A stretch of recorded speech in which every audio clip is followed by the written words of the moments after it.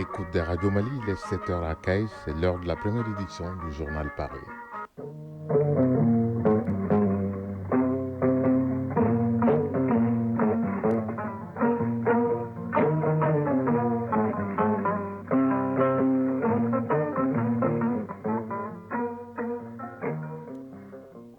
Le journal Ousmane Daou.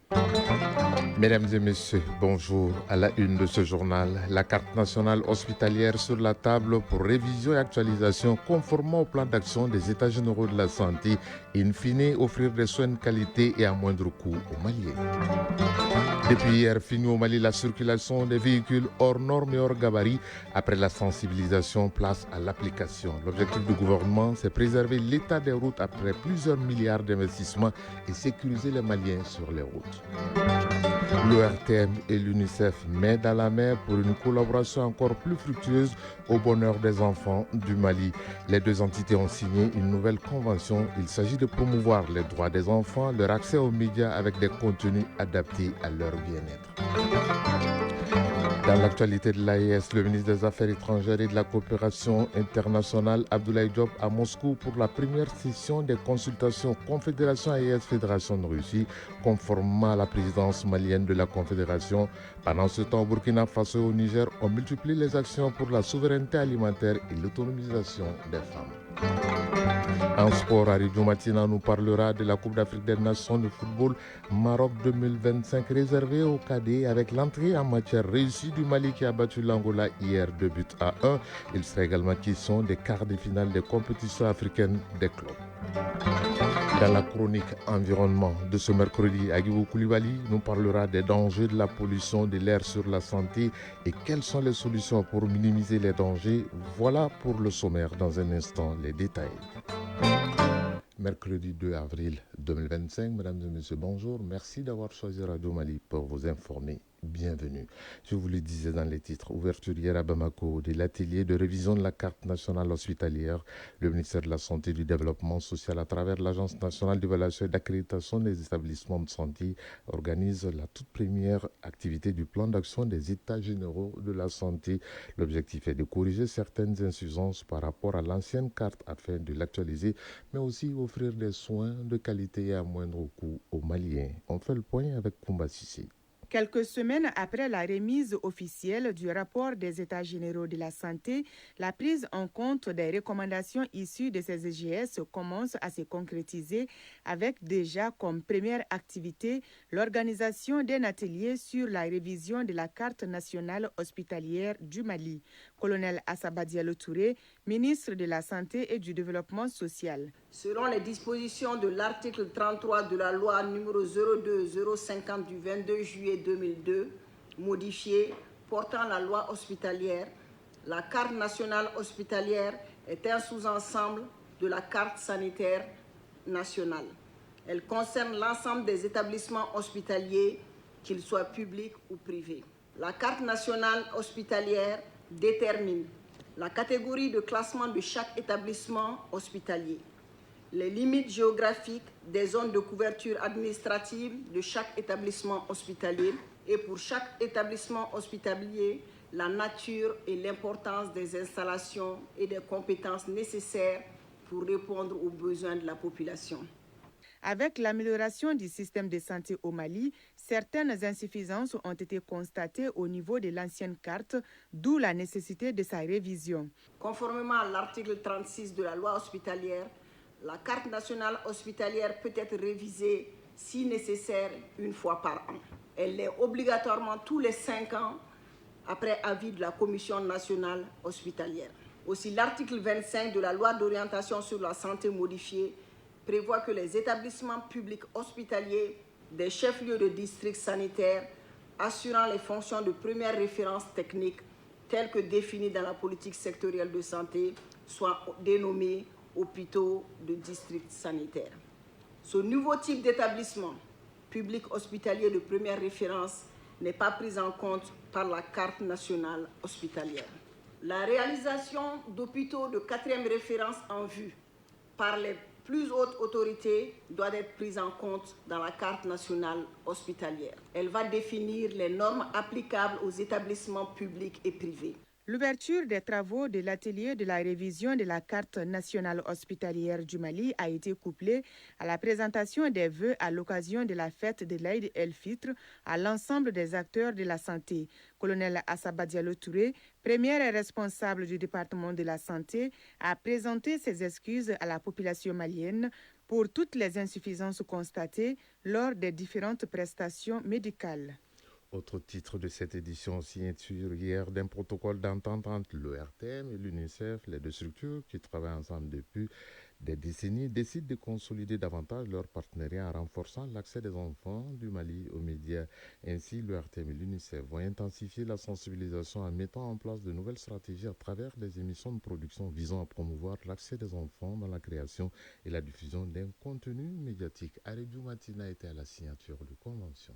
Partenaires de longue date, l'ORTM et l'UNICEF vont continuer à cheminer ensemble pour assurer davantage la protection et le bien-être des enfants du Mali.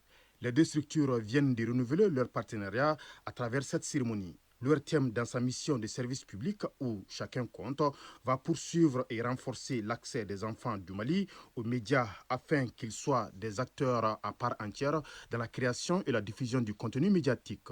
Hassan Baba Djombele, directeur général de l'ORTM.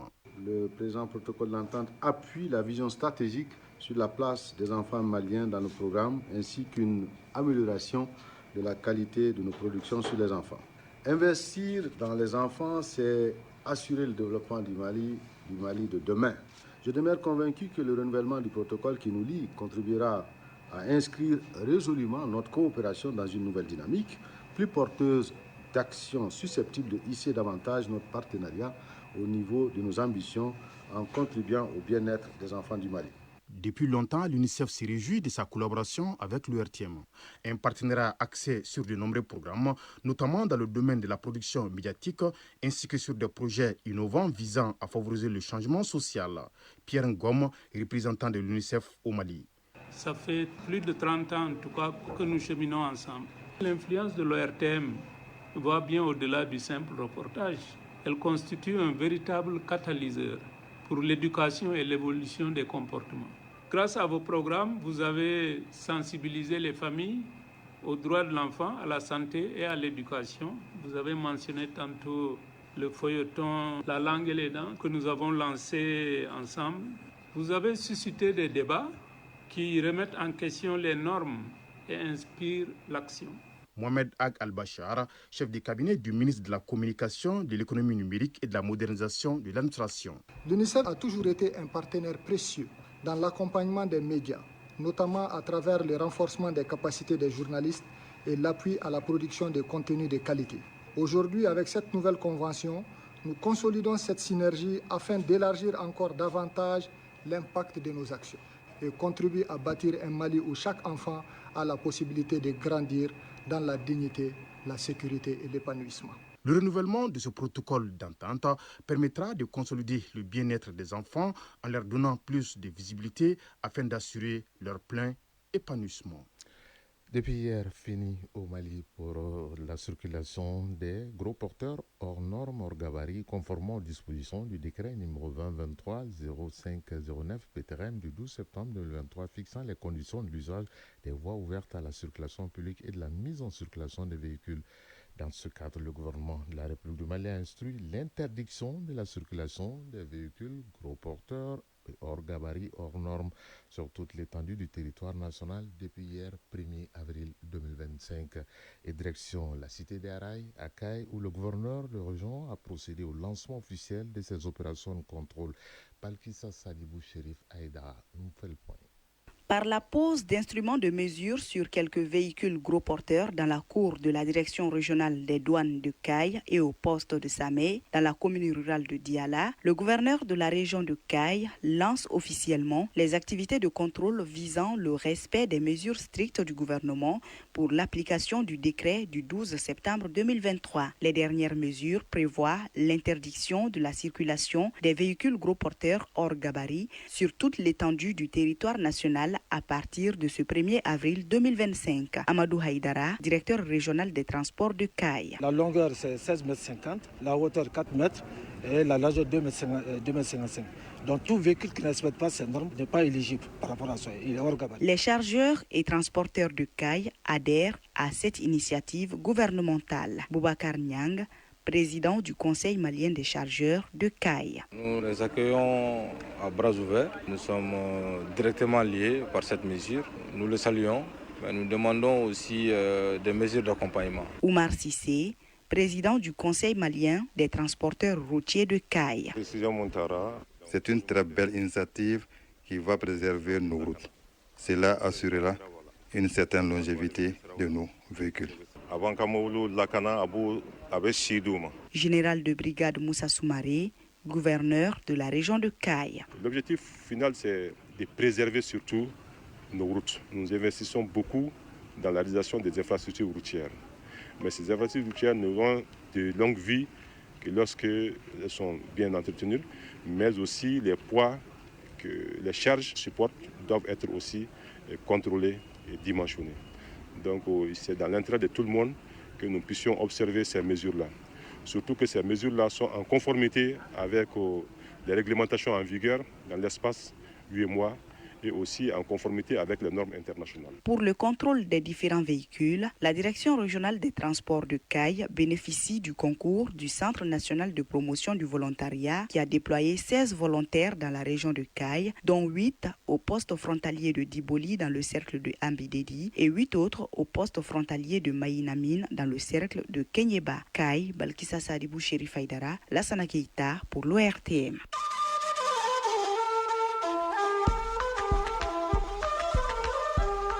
AES, actualité.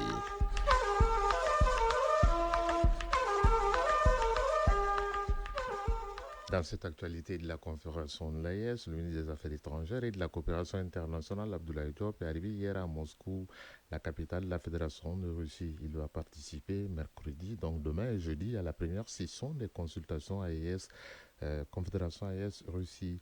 Une volonté commune des chefs d'État de la Confédération AES, de la Fédération de Russie, de renforcer le partenariat bilatéral et le dialogue politique afin de répondre aux aspirations profondes des populations de la Confédération AES. Le rendez-vous de Moscou constitue une étape importante dans l'établissement des relations de coopération dynamique et stratégique conformément à la feuille de route de l'an 1 de la Confédération AES sous la présidence malienne. Plus de détails dans nos futures éditions avec nos envoyés spéciaux à Moscou, Bourama Traoré et Sidiki Balo. D'ici là, au Burkina Faso, vous vous souvenez, le 8 mars dernier, le président du Faso, chef de l'État, le capitaine Ibrahima Traoré, s'est rendu sur le site maraîcher de Zongo pour encourager les femmes qui y travaillent. Le capitaine Ibrahim Traoré leur avait promis de bien aménager le site pour améliorer les rendements. Eh bien, les travaux ont débuté et l'ouvrage doit être livré d'ici la fin du mois d'avril. On fait le point avec Mahamadi Ouedraogo de la radio du Burkina Faso.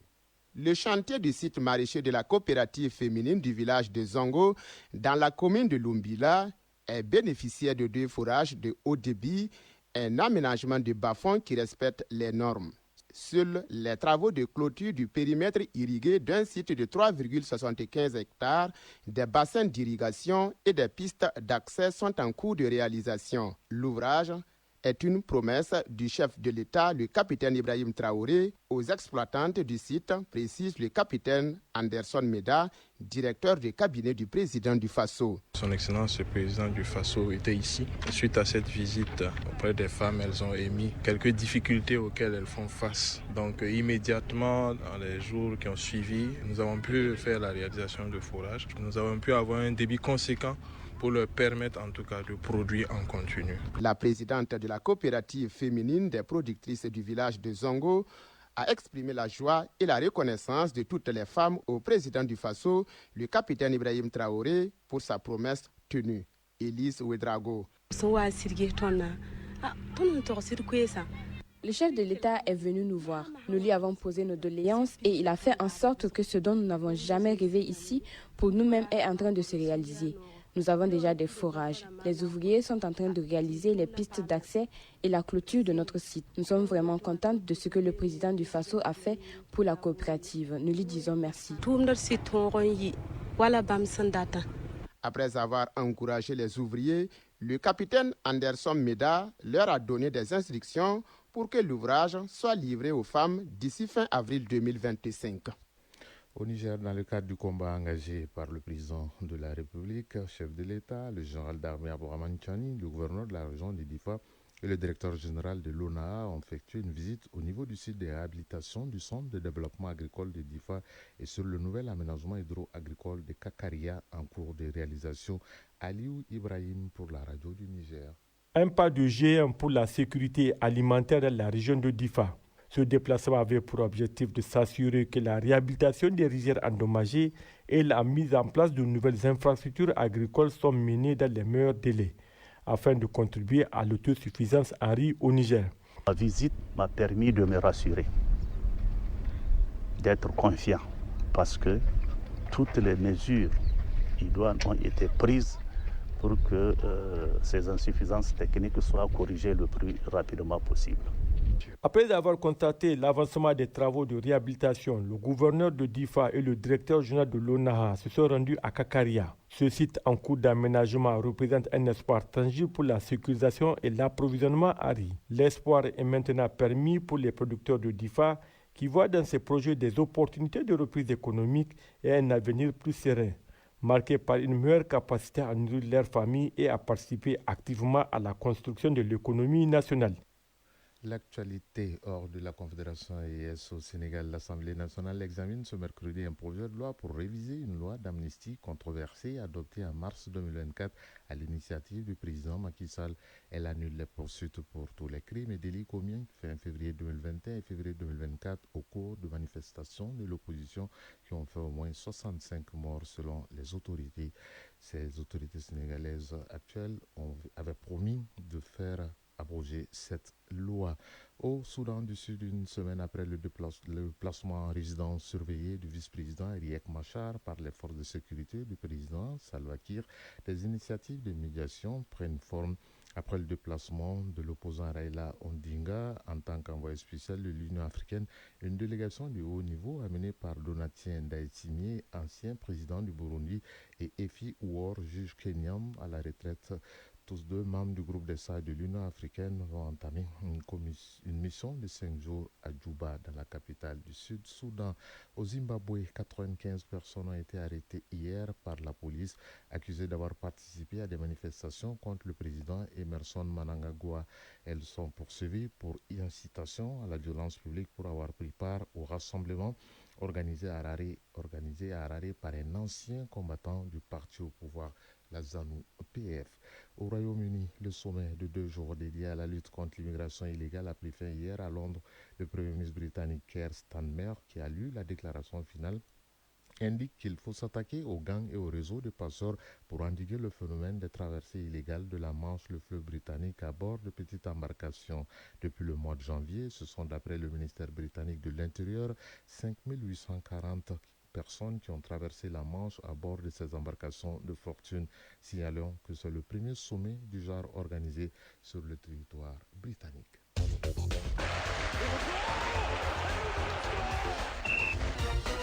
Comme vous le savez, ce générique annonce la page sportive de ce journal et c'est essentiellement dominé par le football. En Europe, les rencontres de Coupe nationale battent leur plein dans certains pays avec beaucoup de frayeur hier pour les supporters du Real de Madrid face à la Real Sociedad de Amari Traoré. Sur le continent, les quarts de finale allées des compétitions africaines des clubs sont à l'honneur après la Ligue des Champions. Place aujourd'hui à la Coupe de la Confédération CAN des cadets au Maroc, entraînant une liste concluante pour les cadets maliens dans le groupe D. Hier, les U17 maliens ont battu l'Angola 2-1. Un succès encourageant en vue de la suite de la compétition. La synthèse de l'actualité sportive, c'est avec Aridou Matina. Football CAN des cadets au Maroc, 15e édition, les Aiglonnés du Mali entament de la meilleure des manières la compétition. Hier, les cadets maliens, lors de leur première sortie dans le groupe D, se sont imposés 2-1 devant les cadets angolais. Dans l'autre rencontre du groupe D, les Éléphantos de Côte d'Ivoire ont surclassé les cadets centrafricains battus 6-1. Toujours hier mardi dans le groupe C, le Sénégal, tenant du titre, l'a emporté 1-0 devant la Gambie et victoire 3-0 de la Tunisie contre la Somalie. La compétition observe une première pause ce mercredi et reprend ses droits demain jeudi avec 4 affiches. Quant aux cadets maliens, ils effectueront leur deuxième sortie vendredi contre la République centrafricaine.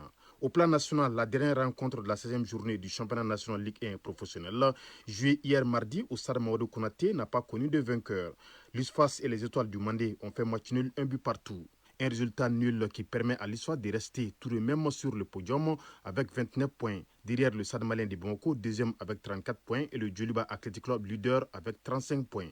S'agissant des Étoiles du Mandé, elles restent toujours en dernière position avec 10 points. Toujours football, compétition africaine des clubs. L'on a joué hier la manche aller des quarts de finale de la Ligue des Champions. Le club sud-africain des Mamelodi Sundowns, à l'issue d'un match âprement disputé, s'est imposé 1-0 à domicile devant l'Espérance sportive de Tunisie. Victoire également d'Al-Ahly d'Égypte 1-0 face à Al-Hilal Omdurman du Soudan. Même score pour Orlando Pirates d'Afrique du Sud en déplacement chez le Mouloudia d'Alger. Et large victoire 4-1 des Pyramides d'Égypte face au Phare de Rabat du Maroc. À suivre ce mercredi les quarts de finale allées de la Coupe de la Confédération. Stellenbosch d'Afrique du Sud reçoit Zamalek d'Égypte. Al-Masri d'Égypte accueille Simba de la Tanzanie, la SEC Mimosa de Côte d'Ivoire affronte Berkane du Maroc et le duel 100% algérien entre CS Constantine et USM d'Alger. Au registre des rencontres de coupe, Bologne a pris une option sérieuse en vue de la finale de la Coupe d'Italie. Hier, en première demi-finale aller, Bologne en déplacement s'impose 3-0 chez Empoli. À suivre la seconde demi-finale aller ce soir entre le Milan AC et l'Inter Milan. En Allemagne, Arminia Bielefeld, évoluant en deuxième division, a créé la sensation hier soir en battant 2-1 le Bayer Leverkusen au compte de la première demi-finale de la Coupe d'Allemagne. Arminia Bielefeld connaîtra son adversaire de la finale ce soir à l'issue de la seconde demi-finale entre Stuttgart et Leipzig. En France, le Paris Saint-Germain, mené 2-0, a finalement renversé le club de deuxième division Dunkerque, battu 4-2 lors de la première demi-finale de la Coupe de France. Le PSG rencontrera en finale soit Cannes ou Stade de Reims. Ces deux formations qui s'affrontent ce soir au compte de la deuxième demi-finale. Copa del Rey pour terminer, c'est-à-dire la Coupe du Roi d'Espagne. Le Real Madrid est en finale. En demi-finale retour hier soir, le Real victorieux à l'aller 1-0 s'est défait difficilement de la Real Sociedad. Victoire dans le temps réglementaire 4-3 pour la Real Sociedad et finalement dans les prolongations, le Real va égaliser 4-4 et se qualifie pour la finale grâce à sa victoire 1-0 lors du match aller chez les Basques. Quant à la deuxième demi-finale retour, elle oppose ce soir l'Atlético Madrid au FC Barcelone à partir de 19h30. À l'aller chez le Barça, les deux formations avaient fait match nul, 4 buts partout. Chronique de l'environnement. Celle de ce mercredi est consacrée à la pollution de l'air qui est un problème croissant au Mali et impacte la santé des personnes, mais pas que notre environnement, mais aussi l'économie. Entre la multiplication des sources d'émissions polluantes et l'absence de mesures strictes, la qualité de l'air se détériore gravement de jour en jour au Mali. Quels sont les effets sur la pollution? Quelles solutions sont envisageables? Les réponses dans la chronique environnement avec Agibou Koulibaly. La pollution atmosphérique est responsable de nombreuses maladies respiratoires et cardiovasculaires, touchant en priorité les populations vulnérables comme les enfants et les personnes âgées. Yuba Sokona, spécialiste en environnement. Le problème ce qui est connu, c'est la maladie cardiovasculaire, c'est l'asthme, c'est la maladie bronchopulmonaire. Et il y a certains cancers qui sont liés. Heureusement qu'on a l'hivernage, mais qui permet un peu de nettoyer l'air.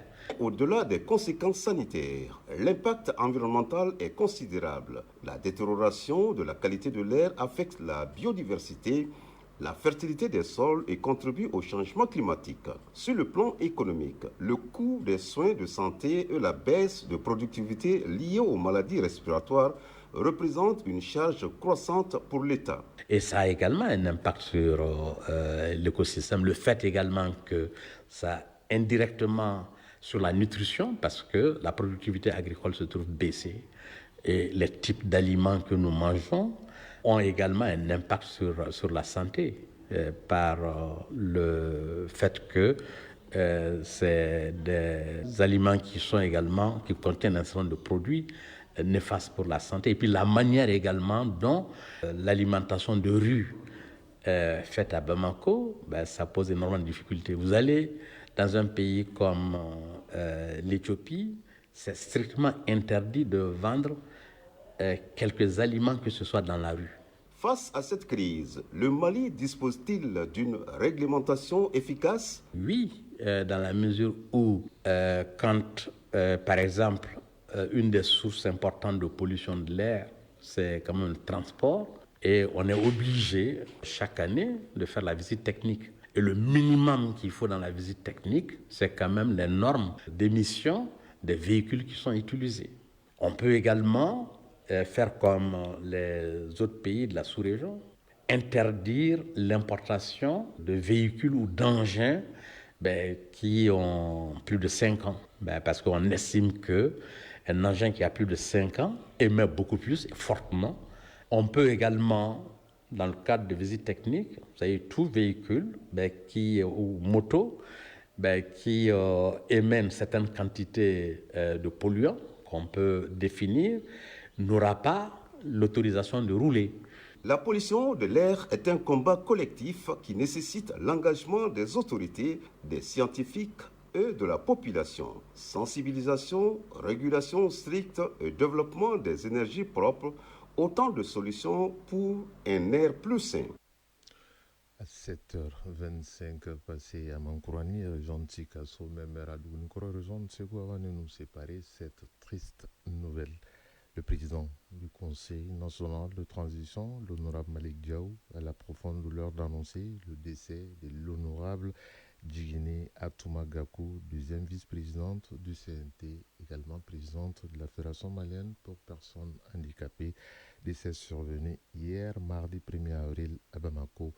L'enterrement fera l'objet d'un communiqué ultérieur. Que la terre lui soit légère.